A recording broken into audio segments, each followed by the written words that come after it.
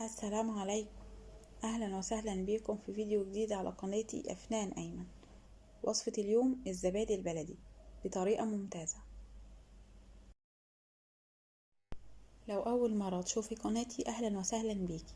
اشتركي في القناة وفعلي زر الجرس عشان يوصلك اشعار بكل وصفاتي.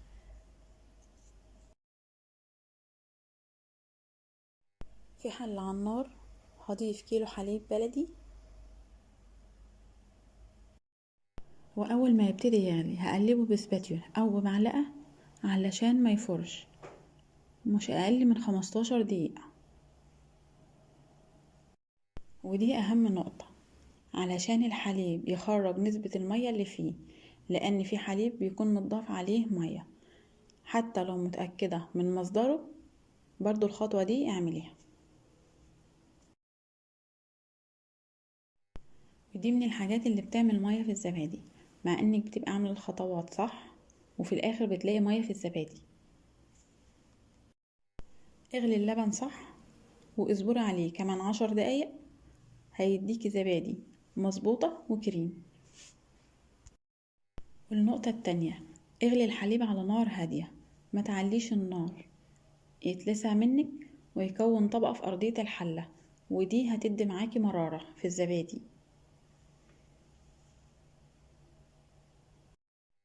وهنا بعد 15 دقيقة هطفي على الحليب وأسيبه يبرد وأرجع لكم تاني.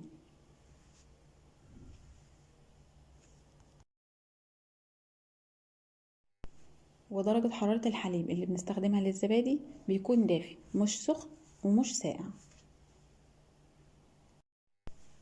زي ما بنحضر الببرونة للبيبي أو بصباعك، لو استحملتي درجة الحرارة لمدة 3 ثواني يبقى هي دي درجة الحرارة المظبوطة. هشيل وش الحليب علشان الزبادي ما تبقاش دسمة، وكمان ما يعملش تكتلات في الزبادي وتبقى كريمي. هاخد نص كوباية حليب واضيف لها معلقة سكر، وهو ده سر طعم الزبادي بتاع المصانع. واضيف علبة زبادي وزنها بالظبط 105 جرام، هستخدمها لكيلو الحليب.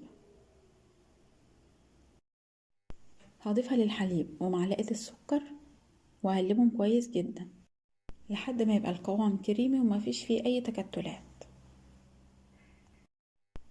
واضيف الخليط للحليب واقلبه.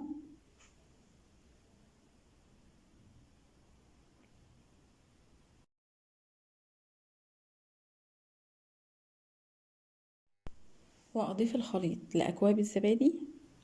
انا هنا هستخدم اكواب فخار، تقدري تستخدمي الاكواب المتاحة عندك. كيلو الحليب عمل معايا 8 اكواب زبادي، الوزن تقريبا 150 جرام. وفي كل مرة هتعملي الزبادي هتاخدي كوباية زبادي تعملي بيها خميرة بعد كده. يعني مش شرط ان انت كل ما تيجي تعملي زبادي هتشتري علبة. وخصوصا اننا في رمضان بنعمل زبادي تقريبا مرتين في الاسبوع. ملحوظة يا جماعة، الزبادي بتقعد 3 أو 4 ايام في التلاجة بالكتير، ما تسيبهاش اكتر من 4 ايام. هجيب صينية تكون الاحرف بتاعتها عالية وارص فيها اكواب الزبادي، واضيف مية سخنة لحد ما توصل لتلت الاكواب.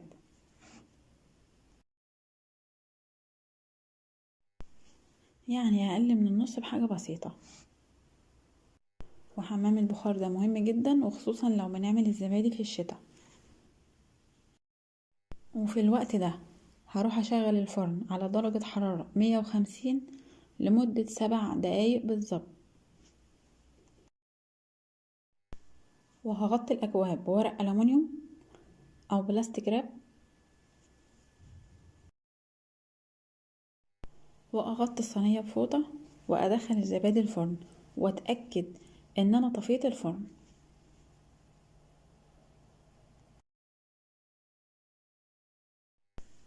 هسيب الزبادي 5 ساعات في الفرن.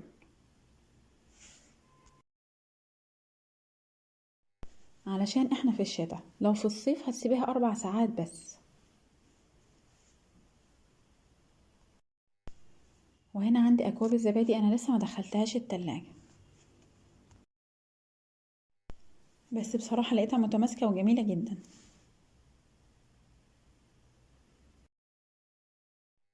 لو مشيتي على الخطوات دي بالظبط صدقيني هتعملي زبادي ممتازة، ومش هتشتري زبادي من بره تاني. هقلب الزبادي قدام حضراتكم علشان تشوفوا النتيجة.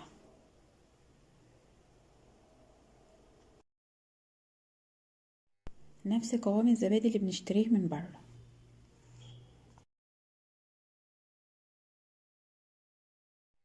وبكده نكون وصلنا لنهاية الفيديو. اتمنى يكون عجبكم. لو عجبكم الفيديو ما تنسونيش باللايك والشير وسبسكرايب للقناة علشان يوصل لكم كل وصفاتي، واشوفكم فيديوهات جاية كتير على قناتي أفنان أيمن إن شاء الله.